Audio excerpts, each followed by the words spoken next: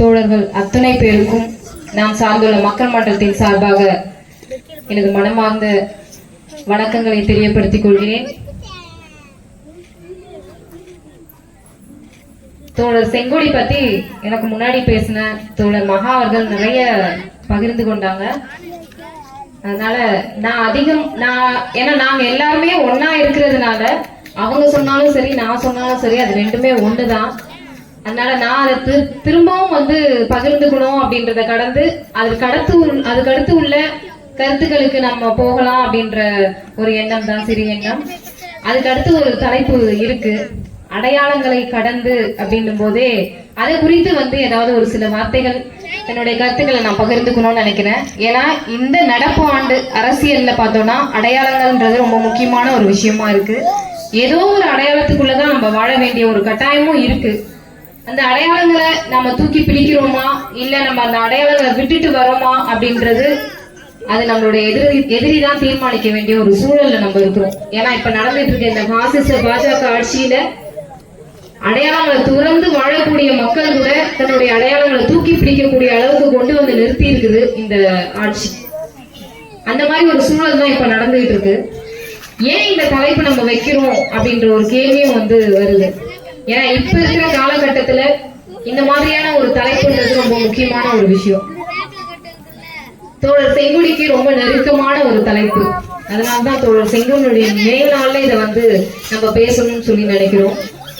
தோழர் செங்கோடி அவங்க அமைப்பு வந்த காலத்துல இருந்து அவங்க கற்றுக்கொண்ட விஷயங்கள், ஏற்றுக்கொண்ட கொள்கைகள், இது எல்லாமே பொது உடைமை சித்தாந்தங்கள்.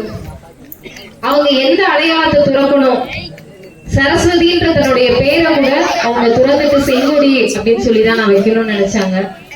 ஏன்னா எந்த அடையாளமா எனக்கு இருக்கக்கூடாது, அது மதம் சார்ந்தா இருக்கட்டும், சாதி அடையாளமா இருக்கட்டும், எந்த அடையாளமா இருக்கக்கூடாது. நான் பொது களத்துல வேலை செய்யணும், எல்லா அடித்தட்டு உழைக்கும் மக்களுக்காக நான் வேலை செய்யணும்னு நினைச்சாங்க. அதனாலதான் என்னவோ அவங்க தோழர் லெனின்னால ரொம்பவே ஈர்க்கப்பட்டாங்க. அவங்க அதிகமா படிச்ச புத்தகங்கள் தோழர் சொன்ன மாதிரி பொது உடைமை சித்தாந்தங்கள் தான். அவங்க மட்டும் இல்ல, பொது வாழ்வகத்திலும் சரி இல்ல அமைப்பை சார்ந்த தோழர்களுக்கும் நல்லாவே தெரியும்.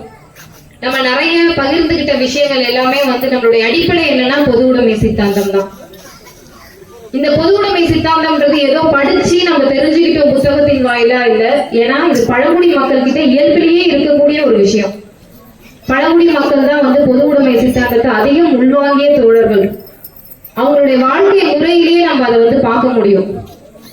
நம்ம நடுத்தர வர்க்கம் கிட்ட மற்ற சமூகத்தினர்கிட்ட இதை நம்ம பார்க்கறது ரொம்ப கஷ்டம். ஆனா பழங்குடி மக்கள் கிட்ட இந்த பொது உடைமை சிந்தனையை நம்ம பார்க்க முடியும். ஏன்னா பெண்கள் விஷயமா இருக்கட்டும், பெண்கள் சார்ந்த கருத்துக்களா இருக்கட்டும், அவங்க எதையுமே ரொம்ப தாழ்வா பார்க்க மாட்டாங்க. ஆணும் சரி பெண்ணும் சரி சமமா வேலை செய்வாங்க. அது வீட்டு வேலையாக இருக்கட்டும் இல்ல வெளியில போய் சம்பாதிக்கக்கூடிய வேலையா இருக்கட்டும், எல்லாமே அவங்க பகிர்ந்துப்பாங்க. எல்லா விஷயங்களையும் பகிர்ந்து செய்யக்கூடிய தோழர்கள்.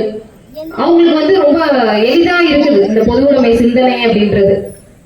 நம்ம பார்க்கும்போது இந்த நடப்பு விஷயங்கள்ல இந்த பொது உடைமை சிந்தனையை நம்ம ஏற்றுக்கொண்ட அமைப்புக்கு முற்றும் முரணா இருக்கக்கூடிய இந்த பாசிச பாஜக அரசை எப்படி நம்ம வீழ்த்துவோன்ற பெரிய ஒரு கனவு நம்ம முன்னாடி நிக்குது. கடமை, அது முக்கியமான கடமை, நம்ம செய்யக்கூடிய முக்கியமான கடமை. ஏன்னா இப்ப இருக்கக்கூடிய நிறைய விஷயங்கள் சொல்லிக்கிட்டே போலாம். இப்போ இந்த நினைவு நூற்றாண்டு தோழர் புரட்சியாளர் லெனினுடைய நூற்றாண்டு நினைவுல நம்ம நிறைய விஷயங்கள் அவரோட அவர் ஆட்சி செஞ்ச அந்த ஆட்சி காலத்துல இருந்த விஷயங்களா இருக்கட்டும், இப்ப நம்ம வாழ்ந்துட்டு இருக்க இந்த விஷயத்தையும் நம்ம ஒப்பிட்டு பார்க்கும்போது நமக்கு ரொம்ப பிரமிப்பா இருக்குது. அந்த மாதிரி எல்லாம் ஒரு ஆட்சியை நடத்தியிருக்க முடியுமா அப்படின்னு சொல்லிட்டு. ஒண்ணும் இல்ல, ஒரு வரி விஷயமா இருக்கட்டும், அங்க ஒரு நம்ம இப்ப வரி ஏறிக்கிட்டே போகுது. நாளுக்கு நாள் விலையேற்றம் இருந்துகிட்டே இருக்கு. அதுவும் வரின்றது வித்தியாசப்படுது. எப்போதுமே பொதுவாகவே மக்களுக்கு, உழைக்கும் மக்களுக்கு, சாதாரண மக்களுக்கு என்ன விஷயங்கள் அவங்க பயன்படுத்துறாங்களோ அதுக்குரிய வரிகள்லாம் கம்மியா தான் இருக்கணும். ஆனா இங்க அது உள்டாவா இருக்கு. என்னன்னா தங்க நகைகளா இருக்கட்டும் இல்ல வைர நகைகளா இருக்கட்டும், அதுக்குரிய வரி விதிப்புன்றது அதிகமா இருக்கு. ஜிஎஸ்டி மன்னிக்கணும், கம்மியா இருக்கு. ஆனா இதே நம்ம உணவுப் பொருட்களுக்கான வரி விதிப்புன்றது ரொம்ப அதிகமா இருக்கு. எது அதிகமா இருக்கணுமோ அது இருக்க மாட்டேங்குது. இந்த மாதிரி தலைகீழா இருக்கு. ஆனா இதே வந்து ரஷ்யால புரட்சிக்கு அப்புறம், தோழர் லெனின் தலைமையில நடந்த புரட்சிக்கு அப்புறம் அந்த நாட்டுல அந்த ஆட்சி முறையை பார்த்தோம்னா கிட்டத்தட்ட 70 ஆண்டுகள் கிட்ட எந்த விலையேற்றமும் இல்லாம இருந்தது. புரட்சிக்கு அப்புறமா அங்க வந்து ஒரு கடுமையான ஒரு பஞ்சம் இருந்தது. அப்போ வந்து நோ கேஷ், எல்லாமே வந்து பண பரிமாற்றமே இல்லாத ஒரு சூழல் அது. நம்ம இப்ப நினைக்கிற மாதிரி இந்த நம்ம மோடி சொல்ற மாதிரியான கேஷ் டீலிங் அந்த மாதிரி இல்ல, நோ கேஷ் டீலிங்லாம். அந்த நோ கேஷ் எப்படி இருந்ததுன்னா, ரேஷன் கடையில வந்து எல்லா பொருட்களும், மக்களுக்கு தேவையான எல்லா பொருட்களும் அரசு கொடுத்துரும். அவங்க எதையும் காசு கொடுத்து போய் வாங்கணும்ன்ற விஷயம் கிடையாது. அதே போல விவசாயிகள் கிட்ட இருந்து நேரடியா கொள்முதல் பண்ணும் பொருட்களை, உணவுப் பொருட்கள் எல்லாத்தையுமே நேரடியா கொள்முதல் பண்ணுவாங்க. அவங்க நேரடியா ரேஷன் கடைக்கு அது போயிடும், அது மக்களுக்கு போய் சென்றடைஞ்சிடும். ஆனா இப்ப இருக்கிற சூழல் பார்த்தோம்னா எல்லா ரேஷன் கடைகளும் மூடப்பட்டுக்கிட்டே வரப்போகுது. நமக்கு வந்து ரேஷன் கார்டுன்றதே தேவையில்லாத ஒரு விஷயமா போக போகுது. கேட்டா வந்து இது வந்து நோ கேஷ் அப்படின்ற மாதிரி எல்லாமே வந்து நெட்டு எல்லாமே வந்து இன்டர்நெட் வசதியோட செய்யப்படுது அப்படின்னு சொல்லிட்டு. ஆனா அந்த காலத்துல தோழர் லெனினுடைய ஆட்சி காலத்துல எவ்வளவுலாம் வித்தியாசங்கள் இருந்தது அப்படின்றத நினைக்கும் போதே வந்து நமக்கு ரொம்ப பிரமிப்பா தான் இருந்தது. வெறும் வரி மட்டும் இல்ல, எல்லா விஷயங்கள்லயுமே சரி, பொதுத்துறை நிறுவனங்கள் ரொம்ப அதிகமா பெருக ஆரம்பிச்சது. அந்த புரட்சி நடந்து அடுத்த நாள் அவருடைய உரையில சொல்லப்பட்ட முதல் விஷயம், எல்லா நிலங்களும் வந்து பெரும் முதலாளிகள் கிட்ட இருந்த எல்லா நிலங்களும் மக்களுக்கு பகிர்ந்தளிக்கப்பட்டது. அப்படி ஒரு சம்பவம்லாம் வந்து நம்ம நாட்டுல நினைக்கவே முடியாது. ஒவ்வொருத்தர்கிட்டயும், இப்ப இருக்கிற அம்பானி கிட்டயும் அதானி கிட்டயும் புடிங்கி நாங்க மக்கள் கிட்ட கொடுக்குறோம் சொல்ல முடியுமா? நம்ம நினைச்சு கூட பார்க்க முடியாது. ஆனா நம்ம நாட்டுல இப்ப என்ன நடக்குது? 10% பணக்காரர்கள் அவங்க கிட்டதான் வந்து நம்ம இந்திய நாட்டுல உள்ள 40% சொத்தே இருக்குது. ஆனா 50% உழைக்கும் மக்கள் கிட்ட வெறும் 3% சொத்து தான் இருக்குது. ஆனா வரி வாங்குறது எப்படின்னா, அந்த 10% மக்கள் செலுத்துற வரி எவ்வளோ அப்படின்னு சொல்லி பார்த்தோம்னா 3%. 50% இருக்கிற உழைக்கும் மக்கள் அவங்க செலுத்துற வரி 63%. வரி ஏற்புன்றது இங்க அதிகமா இருக்கு. ஆனா இங்க என்ன சொல்லி நம்மளை ஏமாத்திக்கிட்டே இருக்கிறாங்க? மதத்தின் பேரால நம்மளை ஏமாத்துறாங்க, சாதியின் பேரால ஏமாத்துறாங்க, திசை திருப்பங்கள் நடந்து கொண்டே இருக்கு. ஒவ்வொரு இடத்துலயும் ஒவ்வொரு மாநிலத்திலும் ஏதாவது ஒரு பிரச்சனையை கிளப்பி விட்டு ஏதோ ஒண்ணு திசை திருப்புறது. மக்கள் பொருளாதார ரீதியா எந்த வார்த்தையும் உதிர்த்திடவே கூடாது, அதை பத்தி பேசிடவே கூடாது.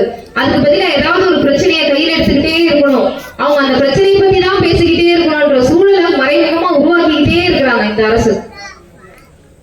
ஆனா இதே வந்து அங்க ரஷ்யால பார்த்தோம்னா, எதனா ஒரு முடிவு எடுக்கணும், அரசு வந்து எதனா ஒரு விஷயத்த மக்களுக்கு செய்யணும் அப்படின்னா அந்த கருத்தை அவங்க வந்து கீழே அடிமட்ட உறுப்பினர்கள் கிட்ட வரைக்கும் அங்க இருந்து கருத்துக்கள் கேட்கப்படும். எப்படி நீங்க வந்து இதை நினைக்கிறீங்க இதை பத்தி அப்படின்னு சொல்லி. அப்ப மக்கள் வந்து முடிவு பண்ணி அங்க விவாதங்கள் நடத்தி அதுதான் வந்து ஆட்சியாளர்கள் கிட்ட போவோம். அதுக்கப்புறம் தான் அது ஒரு சட்டமாவோ ஆணையாவோ அங்க வந்து பிறப்பிக்கப்படும். ஆனா இங்க நம்ம எந்த சட்டம்னாலும் மக்களுக்கு எதிராக தான் இருக்கு. சட்ட ரீதியா நம்மளை ஒடுக்கிக்கிட்டே இருக்கிறாங்க. கொஞ்சம் கொஞ்சமா நம்மளுடைய அரசமைப்பு சட்டத்தையே மாத்திக்கிட்டே இருக்கிறாங்க.